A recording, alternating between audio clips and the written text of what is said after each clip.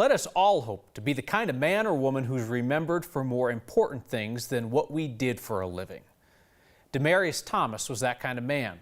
One of the best wide receivers in Broncos history, sure. Super Bowl champion, yes. But Demaryius Thomas, who died yesterday at the age of 33, was a man of immense compassion and care for others. If you met him, then you know. Marshall Zellinger has this remembrance. He was just the most warm, kindest superstar that you could ever meet.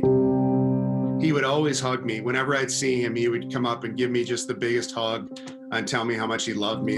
Dan Durkee, father of Drake Durkee, an attendee of the Demaryius Thomas football camp in 2014. The reason that Demaryius and Drake connected was that Drake is the first person to camp. He was the last person to leave. He was the first person at every drill. The next year, my son, Drake, was killed in a rafting accident. From that personal tragedy, the Durkees found a new friend.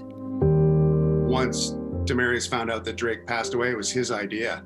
He called us and said, I would really like to have an award in Drake's name to inspire other campers and other children to try that hard in school, at home, on the football field. That's how the Drake Durkee Courage Award began.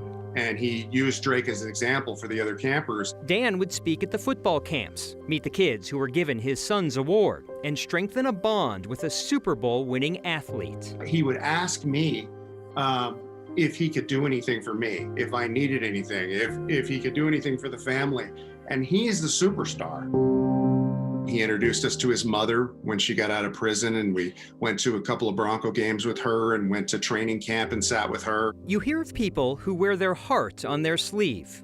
Demaryius wore his on his wrist. He was a wide receiver, Drake. Drake wore number 88. You can see 88 is on my necklace and 88 is on my wristband, which, by the way, Demaryius wore for the rest of his career.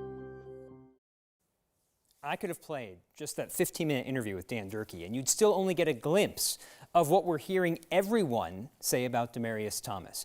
Kyle, my favorite story from Dan is that he said DT would send him emails about career thoughts or ask advice financially. Hey, what do you think about this? Really? And that's the rare side, the human side, that you don't hear so much about athletes. Yeah. It's clear everything that we've heard about DT since the news of his passing came out last night. There's no way to fake what he did. The way that he cared for people, the way that he connected with people, the way that he gave of himself to other people. It was entirely genuine. I've seen so many videos of not just his camps, but when he made visits as a Bronco to kids in school, and just the joy you could see. Sometimes you think an athlete's like, I just got to get this hour over with and then go back to workout or rest, but it was clear that DT and others out there just really enjoy that connection with the community.